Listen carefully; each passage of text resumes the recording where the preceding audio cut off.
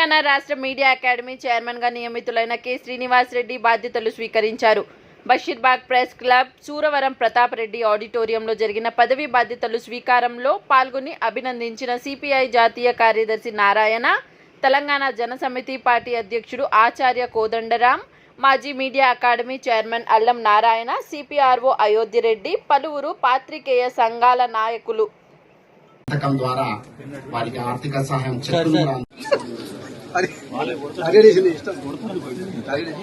ఇవాళ అయోధ్య రెడ్డి గారితో పాటు వారి ముఖ్యమంత్రి గారి పిఆర్ఓలు సుధాకర్ రెడ్డి గారు, సోషల్ మీడియా, అట్లాగే అలగం శ్రీనివాస్ గారు, శ్రీనివాస్ రెడ్డి గారితో పంచుకుంటున్నారు.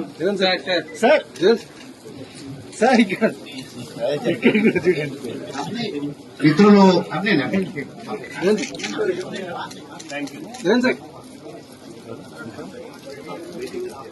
అలాగే నాగయ్య గారు, మన కిషోర్ బాబు గారు, వెంకటేశ్వర గారు, వాళ్ళంతా సార్తో ఆత్మీయత పంచుకుంటున్నారు. దయచేసి ఇప్పుడు ఈ కార్యక్రమం తర్వాత మన అతిథులు అట్లాగే ఆత్మీయ సందేశాలు ఉంటాయి. ఇప్పుడు తర్వాత ఈ కార్యక్రమం ఆత్మీయ సందేశాలు అయిపోయినాక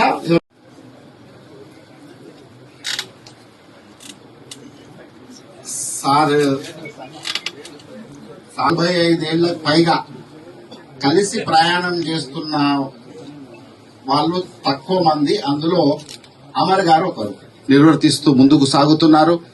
అయితే మా ఈ సార్ ఛార్జింగ్ ముందు శ్రీనివాస్ రెడ్డి గారితో వారికి ఉన్న బంధం, అలాగే వారి అనుభవాలు ప్రారంభం. ఒక 5 నిమిషాలు టైం గడపాలని నన్ను మాట్లాడమన్నారు.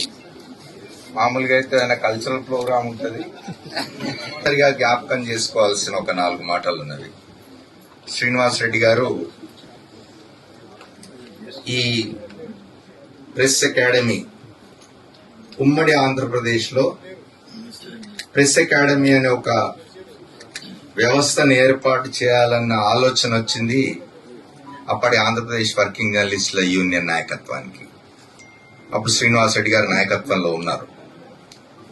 అప్పటి ప్రభుత్వం బహుశా నేదురుమల్లి జనార్దన్ రెడ్డి గారి ప్రభుత్వం అనుకుంటాను, చెన్నారెడ్డి గారి ప్రభుత్వంలో ఒక కమిటీ వేసినారు. ఆ కమిటీలో శ్రీనివాస్ రెడ్డి గారు ఉన్నారు. కమిటీలో శ్రీనివాస్ రెడ్డి గారు కూడా ఉన్నారు. శ్రీనివాస్ రెడ్డి గారిది యాక్టివ్ రోల్, ఎందుకంటే మిగతా వాళ్ళంతా పెద్దవాళ్ళు.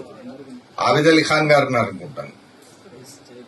ఆమిర్ అలీ ఖాన్ సాబ్ ఆప్కే దాదాజీ నివేదికను సమర్పించింది ఆ కాలంలో. అయితే అది కార్యరూపం దాల్చడానికి 5-6 సంవత్సరాలు పట్టింది.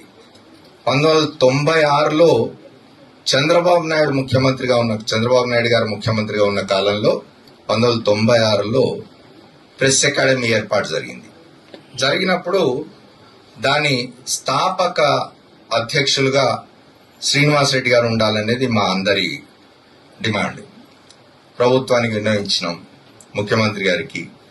ఏమిటి అంటే అసలు ఈ ప్రెస్ అకాడమీ అనేది రావడానికి కారకులైన వాళ్లలో ఆయన ముఖ్యుడు, మా సంఘం బాధ్యుడు. సంఘానికి జాతీయ స్థాయిలో ప్రధాన కార్యదర్శిగా ఉన్నాడు, రాష్ట్ర స్థాయిలో అధ్యక్ష ప్రధాన కార్యదర్శిగా పనిచేసినవాడు. దాదాపు 2-3 దశాబ్దాలుగా, అప్పటికి 2-3 దశాబ్దాలుగా, ఇప్పటికైతే 5 దశాబ్దాలైంది దాదాపుగా. నేనే వచ్చి 47 సంవత్సరాలైంది. నాకంటూ 4-5 సంవత్సరాల ముందు వారు వృత్తిలోకి వచ్చినారు, 50 సంవత్సరాలు. కాబట్టి స్థాపక చైర్మన్ గా శ్రీనివాస్ రెడ్డి గారు ఉండాలనేది యూనియన్ డిమాండ్ గా పెట్టినాం మేము. అప్పుడు సూర్యాపేటలో జరిగిన ఆంధ్రప్రదేశ్ వర్కింగ్ జర్నలిస్టుల యూనియన్ స్టేట్ కౌన్సిల్ సమావేశాల్లో చంద్రబాబు నాయుడు గారు అకాడమీ ఏర్పాటును, అకాడమీకి వ్యవస్థాపక అధ్యక్షుడిగా శ్రీనివాస్ రెడ్డి గారి నియామకాన్ని కూడా అక్కడ మా మహాసభలో ప్రకటింపజేసినాం.